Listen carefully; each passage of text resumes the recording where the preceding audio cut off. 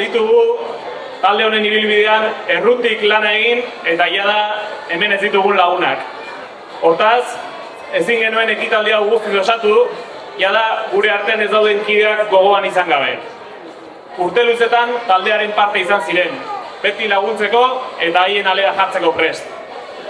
Horiei guztiei eta bereziki haien familiei gure oroimen eta maitasun osoa adierazi nahi diegu oroigarri xume baten bidez.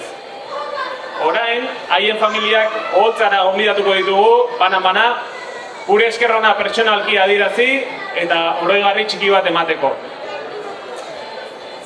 Bueno, lehenengo laguna, bai? Jose Mari Lasa. Jose Mari Lasa izena berehala lotzen dugu herriaren aldeko lan nekaezinarekin. Beti prest, lekaioren ekimen oro babesteko. Dultzainaren doinuaz, erraldoiak dantzan jarri eta herriko kaleak alaitzeko. Ez zenuen herentzia makala utzi, Jose Mari. Mila esker bihotz-bihotzez emandako guztiagatik. Eta oroigarria Gorka Garmendiak emango dio.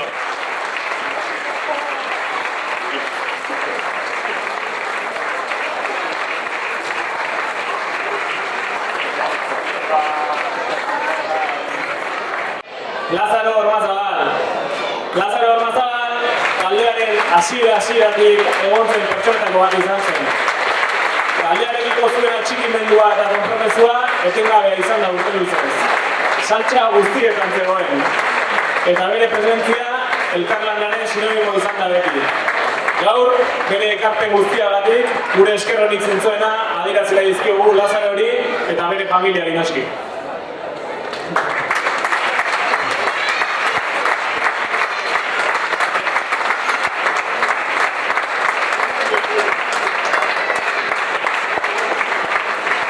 Horregarria, joguk emango bide.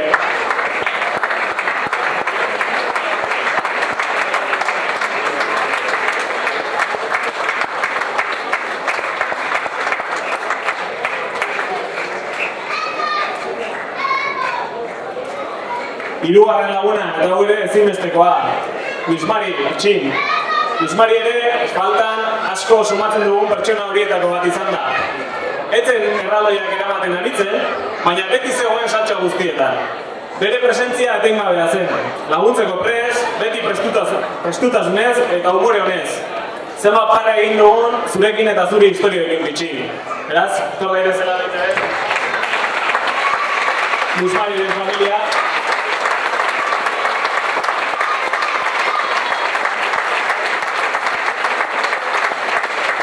Eta horregatia, Hilario emango dira.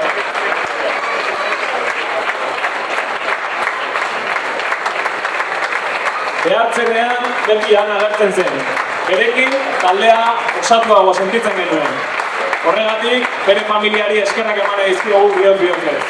Urte hauetan guztietan egindako bidelagun lan nekaezinagatik.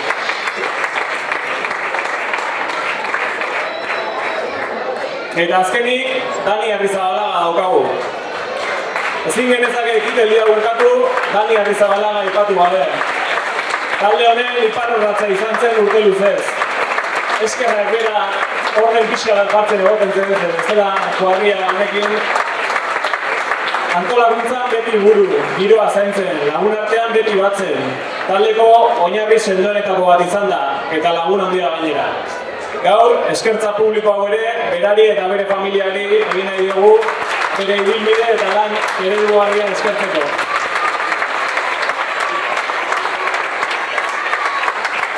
Eta, nestarrek emango bide, horrengarria.